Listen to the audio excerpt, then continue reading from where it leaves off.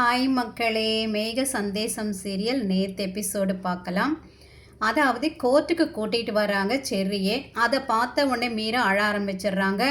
ஏண்டா உன்னை இப்படி பார்க்கறதுக்காடா நான் உன்னை பெற்றேன் அப்படின்ற மாதிரி அழ ஆரம்பிக்கிறாங்க. அம்மா நான் எந்த தப்பும் பண்ணலம்மா, நீ கவலைப்படாத, நான் வெளியில் வந்துடுவேன் அப்படின்னு செர்ரி சொல்கிறாரு.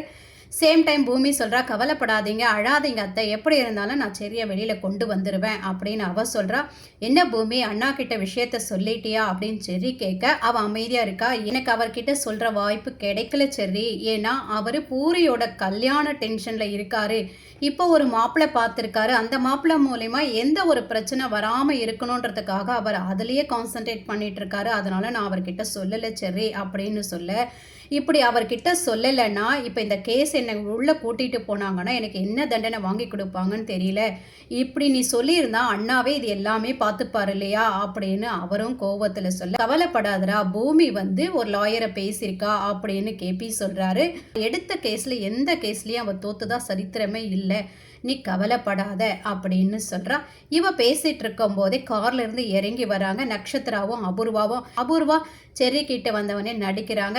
நான் உன் கையை பிடிச்சி உன்னை நடக்க வச்சேன், எதுக்கு இந்த கோர்ட்டு படி ஏறத்துக்காடா, ஏண்டா இப்படி பண்ண அப்படின்னு நீலி கண்ணி விட, உடனே மீராவோ அண்ணி என் பையன் எந்த தப்பும் பண்ணியிருக்க மாட்டான், நீ தான் அவனை தெய்வம் மாதிரி காப்பாற்றணும் அண்ணி அப்படின்னு கையெடுத்து கும்பிட்டு கேட்டுக்கிறா.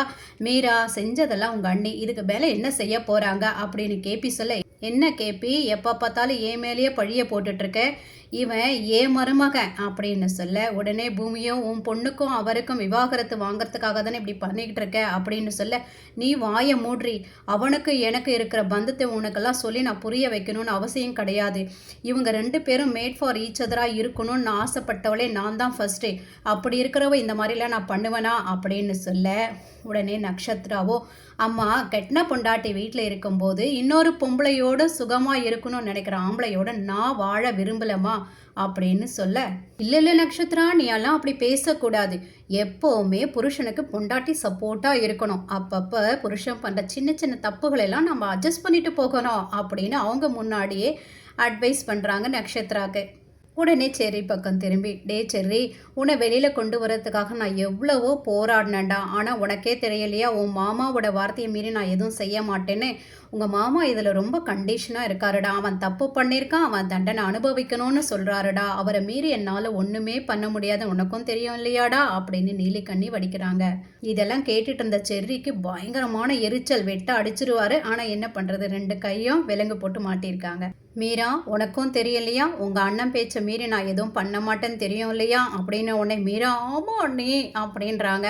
டே செர்ரி, இனிமேல் நடக்கிறதெல்லாம் கடவுள்கிட்ட நம்ம ஒப்படைச்சிடணும், சரி நீ எங்கே இருந்தாலும் நல்லா இருடா அப்படின்னு நீலிக்கண்ணி விட, அபூர்வா ரொம்ப நடிக்காதீங்க, ரொம்ப உங்களுக்கு அக்கறை இருக்கிற மாதிரியெல்லாம் நடிக்காதீங்க, பூமி லாயர்கிட்ட பேசியிருக்கா, எப்படி இருந்தாலும் செரியை நாங்கள் வெளியில் கொண்டு வருவோம் அப்படின்னு கேபி சொல்ல, கோர்ட்டுக்கு டைம் ஆகிடுச்சிப்பா அப்படின்னு போலீஸ்காரங்க செரியை கூட்டிகிட்டு போகிறாங்க. அதே நேரம் லில்லி இறங்குறா. லில்லியை பார்த்த உடனே கோவப்பட்ட மீரா, இவளால் தானே என் பையன் இந்த நிலைமைக்கு வந்திருக்கான், அவளை அப்படின்னு அடிக்க போனவளை தடுத்து நிறுத்துறா பூமி. நீக்க போக வேண்டாம், நான் போய் பேசுகிறேன்னு சொல்லிட்டு போய் இறங்கி போய் பேசுகிறா கீழே. இங்கே பாரு லில்லி, நீயும் செர்ரியும் ரொம்ப நல்ல ஃப்ரெண்ட்ஸ், அதுவும் ஒரு ஹெல்த்தியான ஃப்ரெண்ட்ஸ் தான் நீங்கள், நீ எதுக்காக அவன் மேலே இப்படி ஒரு பழியை போட்டேன்னு எனக்கு தெரியாது, இது எல்லாமே அபூர்வா செய்கிற நாடகம்னு எனக்கு தெரியும், இதுக்காக அபூர்வா சொல்கிற மாதிரி நீ செய்கிறேன்னு எனக்கு தெரியாது, அப்படி ஏதாவது உனக்கு வேணும், நீ எதுலையாவது மாட்டிகிட்டு இருந்தீன்னா என்கிட்ட சொல்லு, நான் உன்னை காப்பாற்றுறேன் அப்படின்னு இவ பேசிகிட்டு இருந்ததை தூரமாக இருந்து பார்த்துட்டு இருந்த இந்த அபூர்வா வராங்க கிட்ட. சொல்லு லில்லி, சொல்லு, உண்மையை சொல்ல போறியா பொய் சொல்ல போறியா, நல்லவங்களை ஜெயிக்க வைக்க போறியா இல்லை கெட்டவளை ஜெயிக்க வைக்க போறியா, சொல்லு அப்படின்னு உடனே அவள் மனசாட்சி அவளுக்கு குத்துது. உடனே அவள் சொல்ல வரா, அது அப்படின்ன உடனே அவளுக்கு ஆப்போசிட்டில் நேராக அபூர்வா நின்று முறைக்கிறாங்க. அபூர்வா கிட்ட என்ன லில்லி, இவ உன்னை பயமுறுத்துறாளா, என்னம்மா பணத்தை கொடுத்து சரி கட்ட பார்க்குறியா இல்லை அவள் காலில் விழுந்து எப்படியாவது சரியா காப்பாற்றுன்னு கெஞ்ச போறியா அப்படின்ன உடனே, இதெல்லாம் நீ போட்ட பிளானுன்னு தெரியும், நீ இங்கே ரிவர்ஸ் நாடகம் ஆடாத அப்படின்னு பூமி சொல்கிறா. இங்கே பாரு லில்லி, கோர்ட்டில் உண்மை சொல்லு, இவங்க என்ன உன்னை மிரட்டுறாங்களா சொல்லு அப்படின்னு பூமி கேட்க, என்னத்தை சொல்கிற, எனக்கு நடந்தது உனக்கு நடந்திருந்தா தான் தெரிஞ்சிருக்கும், ஒரு சக பொண்ணுக்கிட்ட நீ இப்படி கேட்குறது தப்பான்னு தோணலையா அப்படின்னு சொல்கிறா. லில்லி இப்படி பேசின உடனே அபூர்வாவோ பூமியை பார்த்து, என்ன இதை நீ எதிர்பார்க்கலையா, தப்பு பண்ணவனுக்கு தண்டனை கிடைச்சி தான் ஆகணும்னு சொல்கிறாங்க. நான் சொல்லலை, உங்கள் அப்பா தான் சொன்னார். இவளுக்கு நியாயம் கிடைக்கிறதுக்கு ஹெல்ப் பண்ணு. அப்படி ஹெல்ப் பண்ணினா மேலே இருக்கிற உங்கள் அம்மா கூட உன்னை ஆசீர்வாதம் பண்ணுவாங்க.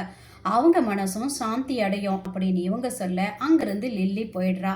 அதுக்கப்புறம் பூமியை பார்த்து மிரட்டுறாங்க. இங்க பாரு, பஞ்ச பூதங்களை அடக்கிற சக்தி என்கிட்ட இருக்கு. அது மட்டும் இல்ல, விளக்குல எரியிற தீ இல்ல, காட்டை எரிக்கிற தீ என்கிட்ட வச்சிக்காத அப்படின்னு மிரட்டிட்டு போறாங்க. செரிய கூப்பிடுறாங்க, இந்த லில்லியும் கூப்பிடுறாங்க. வக்கீல் லில்லி கிட்ட கேட்கிறாரு, உண்மை சொல்லுமா அப்படின்னு. உடனே இவ அங்க என்ன நடந்ததோ அது எல்லாத்தையும் சொல்றா. உடனே இல்லை, இவ சொல்கிறதெல்லாம் பொய் அப்படின்னு சரி சொல்ல, இங்கே பார், உன் லாயர் வந்தாதான் நீ பேசணும், அதை நீ அமைதியாக இரு அப்படின்னு ஜட்ஜி சொல்ல, உடனே சரி பூமியை பார்க்குறாரு, எங்கே லாயர் அப்படின்னு வந்துருவாரு அப்படின்னு அவளும் சைகை பண்ணுறா.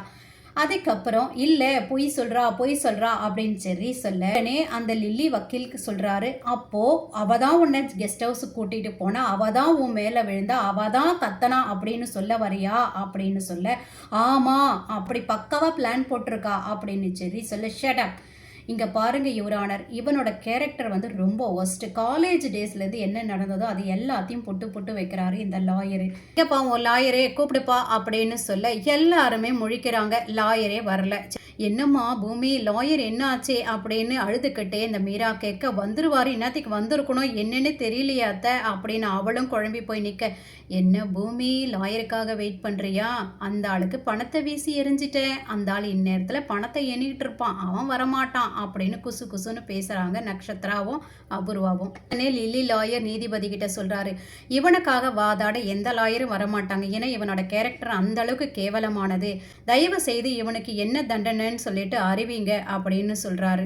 என்ன பூமி இன்னும் லாயரை காணோம் அப்படின்னு கேபியும் மீராவும் கேட்க, கண்டிப்பா கடவுள் காப்பாத்துவாரு, கடவுள் கைவிட மாட்டாரு அப்படின்னு அவ சொல்ல, எங்க இருக்காரு கடவுள் சொல்லு. அந்த லாயரு சொல்றாரு தண்டனை கொடுங்கன்னு சொல்லிட்டு, என்ன தண்டனை கொடுக்கலான்னு சொல்லிட்டு அந்த ஜட்ஜி எழுதிட்டு இருக்காரு.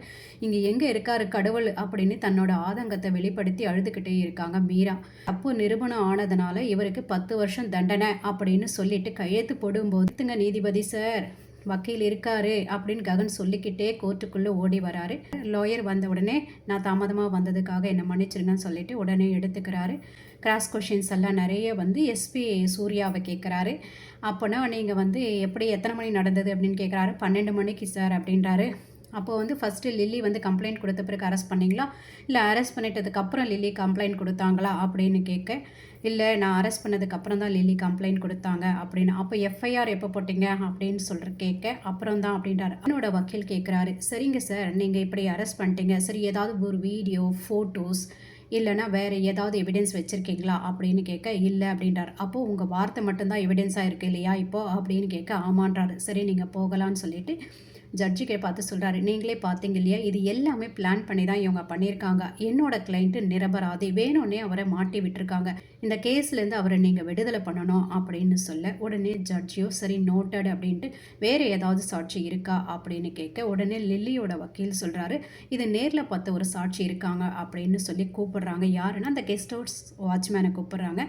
அவர் வந்து சொல்கிறார், ஆமாம் சார் அன்னைக்கே லில்லியை கூட்டிகிட்டு வந்து பலாத்காரம் பண்ணார், இது மட்டும்தானா இல்லை வேறு ஏதாவது சரி தம்பி பண்ணுவாரா அப்படின்னு லாயர் கேட்க, சம்டைம்ஸ் வந்து இந்த மாதிரி பாட்டில்ஸ் எல்லாம் வாங்கிட்டு வந்து அங்கே என்ஜாய் பண்ணுவாங்க ஃப்ரெண்ட்ஸோட அப்படின்னு வந்து சொல்கிறாரு வாட்ச்மேன். ஜட்ஜி இதெல்லாம் கேட்டுட்டு தீர்ப்பு கொடுக்குற டைமில் வந்து கோர்ட்டு பெல் அடிக்குது.